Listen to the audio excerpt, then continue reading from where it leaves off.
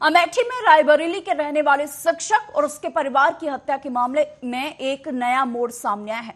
जांच में पता चला है कि आरोपी चंदन वर्मा की मृतक महिला से जान पहचान थी और दोनों के बीच वीडियो कॉल पर पुष्टि भी हुई है। घटना के दिन चंदन वर्मा मंदिर के दर्शन के बाद शिक्षक के घर पहुंचा और पूरे परिवार पर ताबड़तोड़ गोलियां बरसाकर उनकी हत्या कर दी। मामले की जांच में यह भी सामने आया है कि आरोपी ने घटना से पहले अपने फोन के स्टेटस पर संदेश डाला था जिसमें लिखा था कि आज 5 हत्याएं होंगी। इसी को लेकर अमेठी के सांसद किशोरलाल शर्मा पीड़ित परिवार से मिलने के लिए पहुंचे, जहां उन्होंने पीड़ित परिवार की बात राहुल गांधी से करवाई।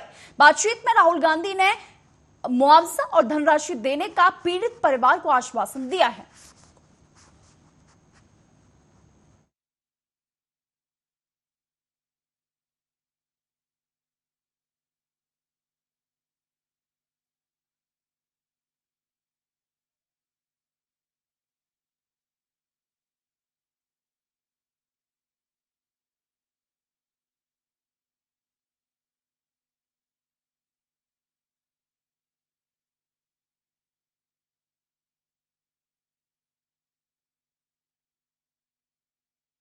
वहीं इस खबर पर तमाम जानकारी के लिए हमारे संवाददाता रायबरेली से जुड़ रहे हैं ओम शंकर शुक्ला जी। ओम शंकर शुक्ला जी, इस जो हत्याकांड के मामले में जो खुलासे होते जा रहे हैं, इसके बारे में तमाम जानकारी जो है विस्तार से जरा हमारे दर्शकों को बताइए। अमेठी के सूरतंगन थाना क्षेत्र के अंतर्गत अहोरवा भवानी जहाँ एक जगह है, जहाँ पर एक शिक्षक की जो रायबरेली के जलागंज थाना क्षेत्र के सुदामापुर गांव के रहने वाले हैं, घर में घुसकर वो पति पत्नी और 2 मासूम बच्चों की गोली मारकर हत्या कर जाती है। घटना से पूरे जिले के साथ साथ जो है वो प्रदेश में हड़कंप मच जाता है और विपक्ष इसे मुद्दा बनाने की कोशिश करता है। और सबसे बड़ी इसमें अब जो फोटो या वीडियो वायरल हो रहे हैं उसमें ये लग रहा है कि जो हत्यारा है वो शिक्षक की पत्नी से उसकी बात होती है, क्योंकि जिस हिसाब से सोशल मीडिया पर जो है तस्वीरें वायरल हो रही हैं, तो कहीं ना कहीं ये पूरा केस जो है घूमता हुआ नजर आ रहा है एक लव ट्रायंगल की तरफ। जी जी, लेकिन उसके पति के द्वारा मुकदमा भी दर्ज करवाया गया था, उसके बारे में भी जरा बताइए। जी हाँ, ये मुकदमा जो है 18 अगस्त को दर्ज कराया गया था और ये जो शिक्षक है पत्नी जिनकी मौत भी हो चुकी है, इनका पूनम भारती नाम था, इन्होंने जो है वो चंदन वर्मा के खिलाफ जो है रायबरेली शहर कोतवाली में जो है छेड़छाड़ मारपीट सहित गंभीर धाराओं में मुकदमा पंजीकृत कराया था। और लेकिन जिस हिसाब से अब ये सोशल मीडिया पर तस्वीरें वायरल हो रही हैं, तो ये कहीं ना कहीं एक घटना जो है पूरी जो है वो लव ट्रायंगल की तरफ जाती हुई दिख रही है। जो पीड़ित परिवार के साथ ये जो हत्याकांड का मामला हुआ, जिसमें निकलकर सामने आया है कि ये प्रेम प्रसंग का मामला था, लेकिन अब राहुल गांधी भी रायबरेली से सांसद है, तो जाहिर सी बात है उन्होंने पीड़ित परिवार से बात की है। तो क्या आश्वासन पीड़ित परिवार को राहुल गांधी के द्वारा दिया गया है? और अमेठी के सांसद भी वहां पहुंचे हैं, तो क्या क्या हुआ वहां, जरा बताइए। ये बिल्कुल, आज सुबह पोस्टमार्टम करने के बाद जो है 9:30 और 10 बजे के बीच दोपहर सुबह ही उन 400 उनके पैतृक गांव लाए गए, जहां पर जो है वो अमेठी के सांसद किशोरलाल शर्मा और विपक्ष के बड़े नेता जो है मायावती का टूटाया, चंद्रशेखर का आजाद को टूटाया, अखिलेश यादव का टूटाया, सबने कानून व्यवस्था पर सवालिया निशान खड़े किए। लेकिन अब जिस हिसाब से तस्वीरें वायरल हो रही हैं वो कहानी कुछ और बयां किया जा रहा है। शुक्ला जी, ये जो व्यक्ति था आरोपी, उसको गिरफ्तार कर लिया गया है? नहीं, अभी पुलिस आरोपी की तलाश में जो है 5 टीमें गठित करी है और उसको गिरफ्तार करने में सफलता नहीं मिल पाई है। और हम इस समय जो है वो मृतक के पैतृक गांव सुदामापुर में ही मौजूद हैं। यहाँ पर जो है वो नेताओं का जमावड़ा लगना शुरू हो गया है। शाम को 5 बजे जो है कांग्रेस के प्रदेश अध्यक्ष अजय राय भी जो है वो रायबरेली पहुंच कर जो है शोकाकुल परिवार को ढाढ़स बंधाने का काम करेंगे। जी जी, आरोपी के द्वारा एक मैसेज भी जो है हत्याकांड से पहले जो है उसने स्टेटस लगाया था कि 5 लोगों की मौत होगी। तो इस पर पुलिस जो है वो प्रशासन जांच कर रहा है, क्योंकि सारी चीजें खुलकर सामने आ गई। ये प्रेम प्रसंग था, हत्याकांड इसके तहत ही की गई है, सारी चीजें जो है वो सामने आ चुकी हैं, फोटो वीडियो सारी चीजें सामने आ चुकी है। लेकिन प्रशासन अभी तक जो है क्या एक्शन इस खबर पर लिया है उन्होंने?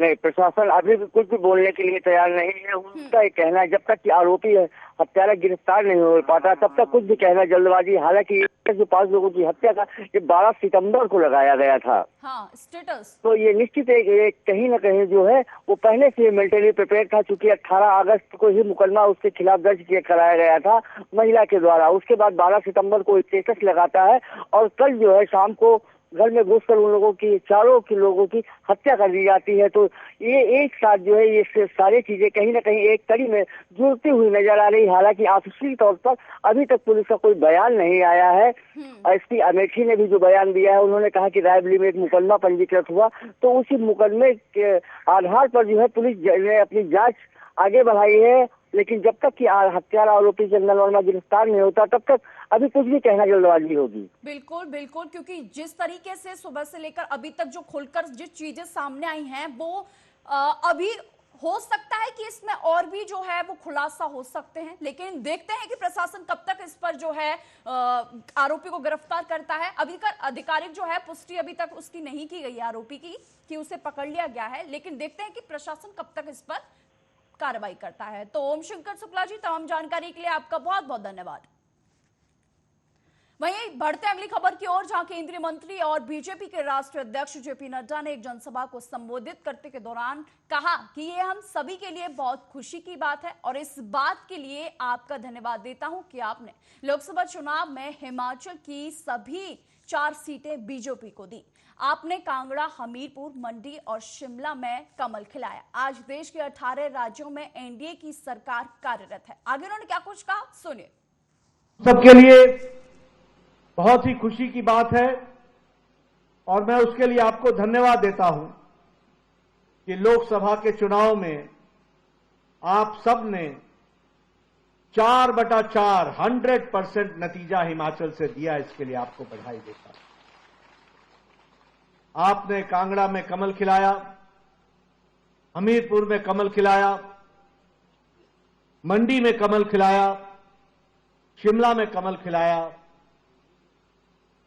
बतौर राष्ट्रीय अध्यक्ष मैं हिमाचल की जनता को और आप सबके माध्यम से हर वोटर को बहुत बहुत धन्यवाद देता हूं जिन्होंने 100% नतीजा भारतीय जनता पार्टी को दिया। हम सबके लिए खुशी की बात है और आप सबके अथक प्रयास से, अथक मेहनत से लाखों कार्यकर्ताओं ने जिस तरीके से चुनाव में काम किया, यह हमको सौभाग्य मिला है कि 60 साल बाद हमारे नेता प्रधानमंत्री मोदी जी, जो सबसे लोकप्रिय हैं, वो तीसरी बार लगातार प्रधानमंत्री पद पर सुशोभित हुए। लगातार ये 60 साल बाद घटना घटी और मुझे इस बात की भी खुशी है कि उड़ीसा में आप लोगों के शुभकामनाओं से पहली बार विशुद्ध भारतीय जनता पार्टी की सरकार बनी और आंध्र प्रदेश में विशुद्ध एनडीए की सरकार वहां भी बनी और कुल मिलाकर के 18 प्रदेशों में एनडीए की सरकार हुई और 13 प्रदेशों में आज भारतीय जनता पार्टी की विशुद्ध सरकार बनी है। यह भी हम आप सबके सामने कहना चाहते हैं। आप लोगों की अथक मेहनत के कारण, आप लोगों की ताकत के कारण आज हम 98% के भूभाग पर भारतीय जनता पार्टी का कमल खिला हुआ है और 97% की जनता पर भारतीय जनता पार्टी को उन्होंने अपना मत दिया है और उसको आगे बढ़ाया है। यह हम सबके लिए। वहीं रक्षा मंत्री राजनाथ सिंह ने कहा कि एसआईडीएम का मंच वास्तव में भारत के रक्षा विनिर्माण की भविष्य की दिशा निर्धारित करने के लिए एक महत्वपूर्ण मंच बन गया है। जब भारत स्वतंत्र हुआ तो हमने अपनी अर्थव्यवस्था को विकसित करने के लिए मिश्रित अर्थव्यवस्था मॉडल को अपनाया। ये एक मॉडल था उस समय की 2 प्रमुख वैचारिक प्रणालियों यानी कि पूंजीवादी और साम्यवाद के बीच मध्य मार्ग, जैसे हमने उस समय अपनाया था। इसका उद्देश्य यही था कि हम इन दोनों प्रणालियों की अच्छी चीजों को अर्थव्यवस्था मॉडल में ला सकें।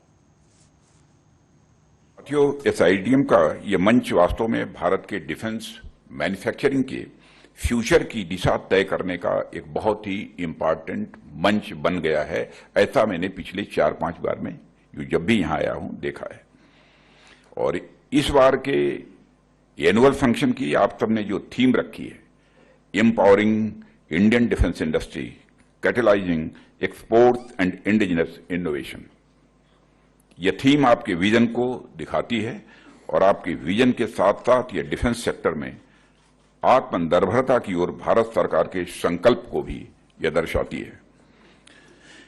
आज मुझे SIDM चैंपियन अवार्ड्स भी प्रेजेंट करने का अवसर मिला है। मैं सभी अवार्डीज को इसके लिए अपनी तरफ से हार्दिक बधाई देता हूं। और ये अवार्ड्स जो आपको मिले हैं, ये अब भारत में डिफेंस मैन्युफैक्चरिंग के क्षेत्र में एक्सेलेंस का बेंचमार्क बनेंगे, ऐसा मेरा विश्वास है। ये अवार्ड्स न सिर्फ आपकी कड़ी मेहनत और लगन को दिखाते हैं, बल्कि इसके साथ साथ डिफेंस मैन्युफैक्चरिंग के क्षेत्र में बेस्ट प्रैक्टिसेस को भी ये रिकॉग्नाइज करते हैं। साथियों, इस तरह के छत्तीसगढ़ के मुख्यमंत्री विष्णुदेव साय ने दंतेवाड़ा में विभिन्न विकास कार्यों का लोकार्पण और शिलान्यास किया। उस दौरान उन्होंने कहा कि कानून व्यवस्था की स्थिति अच्छी है, हमारी सरकार अपराधियों के खिलाफ तुरंत कार्रवाई करती है। 9 महीने में तेजी से विकास यहां हुआ है। हम अपने संवेदनशील जिलों में सरकारी योजना पहुंचा रहे हैं और नक्सलवाद से मजबूती से लड़ाई लड़ रहे हैं। हम वहां कानून व्यवस्था बनाए हुए हैं। अच्छी है और तत्काल सरकार कार्रवाई कर रही है। जो भी अपराधी हैं, तत्काल सरकार कार्रवाई कर रही है। और हम समझते हैं कि पिछली सरकार में पत्रकारों के साथ बहुत ज्यादती हुई। आप सब लोग उसके मतलब साक्षी हैं, अनुभवी हैं। और विकास तेजी से हो रहा है 9 महीने में।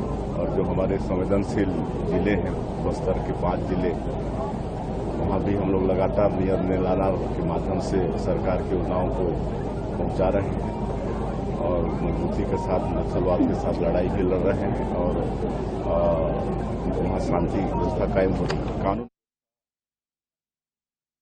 केंद्रीय मंत्री शिवराज सिंह चौहान ने सरकार के 120 दिन के कार्यकाल की जो किसानों के ऊपर उन्होंने ध्यान दिया, उसके लेकर कहा कि पिछले 120 दिनों में किसानों को समर्पित सरकार ने पीएम मोदी के नेतृत्व में किसानों के हित में कई बड़े फैसले लिए हैं।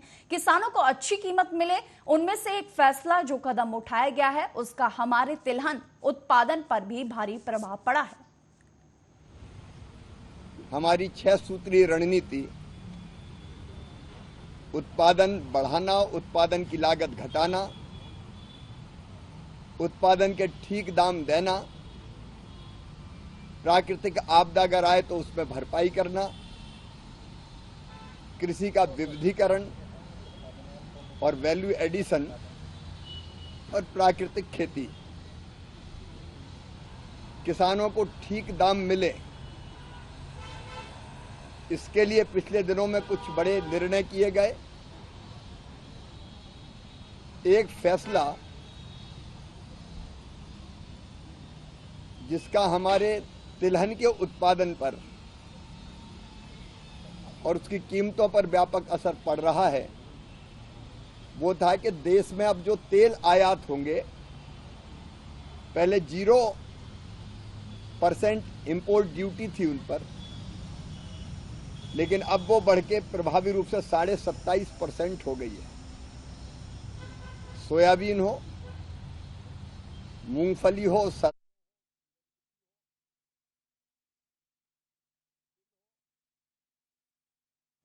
वहीं नवरात्रि के बीच भारत और बांग्लादेश की क्रिकेटर टीम T20 मैच खेलने के लिए मध्य प्रदेश के ग्वालियर आई हुई है। 6 अक्टूबर को भारत बांग्लादेश के बीच में माधवराव सिंधिया स्टेडियम में यह मैच खेला जाएगा। मैच से पहले भारतीय टीम के कोच व पूर्व क्रिकेटर गौतम गंभीर दतिया पीतांबर माई के शरण में पहुंचे हैं। माई के दर्शन कर गौतम गंभीर ने भारतीय टीम की जीत के लिए प्रार्थना की। इसके बाद उन्होंने वनखंडेश्वर महादेव का जलाभिषेक भी किया। आपको बता दें कि शंकरपुर स्थित माधवराव स्टेडियम के बनने के बाद यहां पहली बार अंतर्राष्ट्रीय क्रिकेट मैच खेला जा रहा है। पहला मैच भारत बांग्लादेश के बीच 6 अक्टूबर को होना है।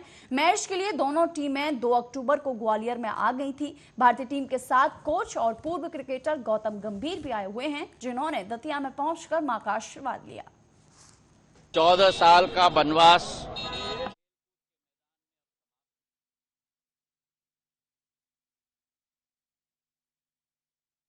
वहीं केंद्रीय मंत्री ज्योतिरादित्य सिंधिया ने कहा कि लोग बेहद उत्साहित हैं। खेल के मैदान में 14 साल का वनवास अब खत्म हो गया है। ग्वालियर का अंतर्राष्ट्रीय स्तर का खेल स्टेडियम अब बनकर तैयार है। 200 करोड़ के माधवराव सिंधिया अंतर्राष्ट्रीय क्रिकेट स्टेडियम में रोमांचक मैच खेले जाएंगे। हमारी क्षमता 30,000 है। दोनों टीमें मैदान में पहुंच चुकी हैं। मुझे विश्वास है कि बहुत रोमांचक ये खेल होने वाला है। बहुत 14 साल का वनवास खेलकूद के मैदान में अब समाप्त हुआ। अंतर्राष्ट्रीय स्तर का क्रिकेट का स्टेडियम ग्वालियर का तैयार हो चुका है। 200 करोड़ का श्रीमंत माधवराव सिंधिया अंतर्राष्ट्रीय क्रिकेट स्टेडियम, रोमांचक एक मैच होगा। हमारी 30,000 की कैपेसिटी है और दोनों टीम पहुंच चुकी हैं। मैं रोज देख भी रहा हूं, प्रैक्टिस बहुत जबरदस्त तरीके से चल रहा है। ये हमारा वहीं बिहार के मुख्यमंत्री नीतीश कुमार बिना किसी पूर्व सूचना के आज दरभंगा पहुंच गए। उनके साथ बिहार के प्रशासनिक अधिकारियों की टीम भी थी।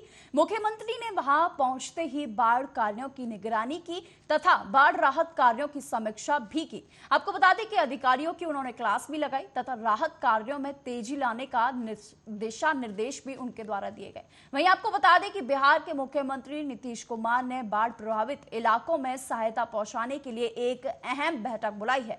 इस बैठक में बाढ़ प्रभावित लोगों को सहायता पहुंचाने की समीक्षा होगी। बाढ़ में फसल नुकसान के आकलन और उसके बाद किसानों को दी जाने वाली सहायता पर चर्चा होगी। बाढ़ प्रभावितों को एयर ड्रॉप के जरिए फूड पैकेट दिए जा रहे हैं, इसकी भी समीक्षा उस बैठक में की जाएगी। दरभंगा जिले के प्रभावित प्रखंड के पानी से घिरे गांवों में सूखे राशन के पैकेट एयर ड्रॉप किए जा रहे हैं। बाढ़ में फंसे लोगों को सुरक्षित जगह पर ले जाने का काम एनडीआरएफ की कुल 17 टीमें और एसडीआरएफ की 19 टीमें वहां लगी हुई हैं, जहां लोगों को राहत पहुंचाने का कार्य लगातार नीतीश सरकार के द्वारा किया जा रहा है।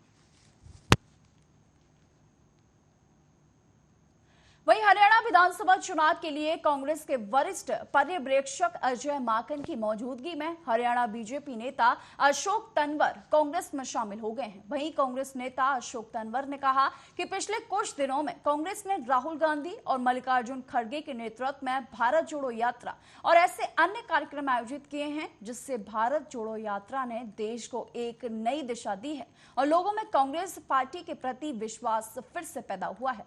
राहुल गांधी एक मजबूत प्रतिद्वंदी के रूप में उभरे हैं। बीजेपी राजनीति में यहां भी लागू हो धर्म और जाति का उपयोग करती है। आगे उन्होंने क्या कुछ कहा, सुनिए। पिछले दिनों हमने सबने देखा कि किस तरीके से चाहे वो भारत जोड़ो यात्रा हो, चाहे तमाम इस तरीके के कार्यक्रम जो कांग्रेस पार्टी ने चलाए राहुल जी के नेतृत्व में, खड़गे जी के नेतृत्व में, सोनिया जी के नेतृत्व में, उसने पूरे देश को एक दिशा देने का काम किया। लोगों के अंदर विश्वास फिर जागृत हुआ कि ये देश और मजबूती से आगे बढ़ेगा जब कांग्रेस पार्टी देश के अंदर मजबूत होगी। और वो चुनाव लोकसभा के हुए, हमने नतीजा देखा। कांग्रेस ने अपनी टैली को डबल किया। राहुल जी को एक मजबूत नेतृत्व के रूप में आज पूरा देश चाहता भी है और मानता भी है, और हरियाणा भी आज उसी दिशा में आगे बढ़ रहा है कि किस तरीके से आज हरियाणा के अंदर, क्योंकि वहीं मध्य प्रदेश कांग्रेस प्रदेश अध्यक्ष जीतू पटवारी ने कहा कि कल भोपाल में अतिथि शिक्षकों के साथ जो लाठीचार्ज हुआ, ये एक तरह से तानाशाही है। जिन अतिथि शिक्षकों को चुनाव से पहले नियमित करने के वादे शिवराज सिंह चौहान के द्वारा किए गए थे, उसका अब तक पालन नहीं किया गया। रात में लाइट बंद करके लाठियां बरसाना, ये क्या संदेश है, ये बर्बरता है। अगर उन्होंने क्या कुछ कहा, सुनिए। भोपाल में अतिथि शिक्षकों के साथ जो अन्याय हुआ, जो लाठीचार्ज हुआ, जो अराजकता हुई, ये एक तरह से तानाशाही है। आप देखो कि जिन अतिथि शिक्षकों के लिए सिंधिया जी ने ये कहा कि मैं सरकार गिरा दूंगा और गिरा दी, जिन अतिथि विद्वानों को चुनाव से पहले नियमित करने के लिए शिवराज जी ने बड़े बड़े वादे किए और अपने घोषणा पत्र में उनसे जो वार्ता हुई उसमें भी बात की, उसका भी आज तक पालन नहीं किया। फिर ये मोहन यादव जी जो आज मुख्यमंत्री हैं, इन्होंने एक लेटर लिखा था जब कांग्रेस की सरकार थी कि इनको नियमित किया जाए वर्ग 1, 2 और 3, तो रात में लाइट बंद करके लाठियां बरसाना, ये मैसेज क्या है? मतलब शिक्षकों को जो भविष्य बनाता है देश का और प्रदेश का, जो शिक्षा जगत अपने परिवार की यातनाओं को आत्मसात करता है पर देश के लिए, प्रदेश के लिए, भावी भविष्य के लिए लड़ता रहता है, उसके साथ ऐसा लाठी चार्ज करना ये बर्बरता है।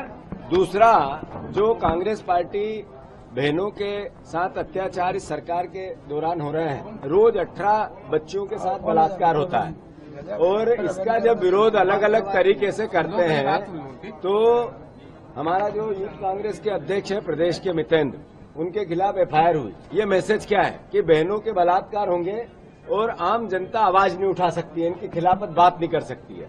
अरे यही प्रदेश है जिसमें 1 साल की बच्ची से 15 साल की बच्ची के रेप में हम नंबर 1 आ गए। अरे ये मां शक्ति के दिन चल रहे हैं, नवरात्रा के दिन चल रहे हैं। ऐसे में अगर विपक्ष आवाज नहीं उठाए, यूथ यहाँ का आवाज नहीं उठाए, यहाँ की जनता आवाज नहीं उठाए, तो फिर कौन? वहीं बिहार प्रदेश कांग्रेस कमेटी के अध्यक्ष डॉक्टर अखिलेश प्रसाद सिंह ने बाढ़ प्रभावित इलाकों के कल्याण और प्रभावितों के पुनर्स्थापना को लेकर मुख्यमंत्री नीतीश कुमार को एक पत्र लिखा है। अपने पत्र में प्रदेश अध्यक्ष डॉक्टर अखिलेश प्रसाद सिंह ने लिखा कि राज्य में कोसी, गंडक, महानंदा, कमला बलान, बागमती एवं अन्य सहायक नदियों के जलस्तर से अचानक वृद्धि होने के कारण लगभग 15 लाख परिवार प्रभावित हुए हैं, जिसके कारण उनका जनजीवन जो है अस्त व्यस्त नजर आ रहा है।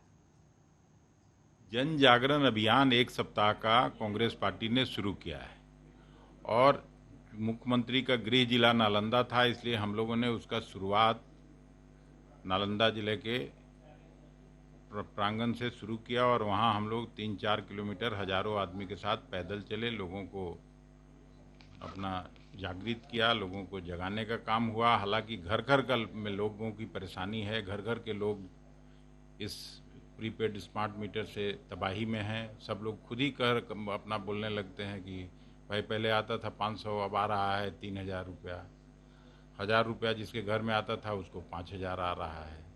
तो सबकी परेशानी है, सब लोग पुराना मीटर वापस चाहते हैं।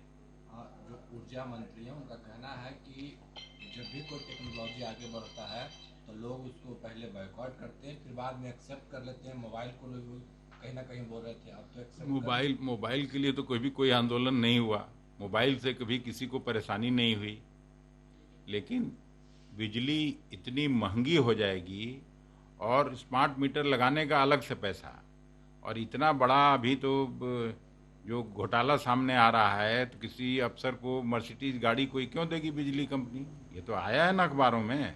तो जब किसी ऑफिसर को मर्सिडीज मिल सकती है तो आकाओं को क्या क्या मिला होगा उसका तो कोई हिसाब। फिलहाल के बुलेटिन में सिर्फ इतना ही। देश और दुनिया की तमाम खबरों के लिए देखते रहिए आर्या न्यूज।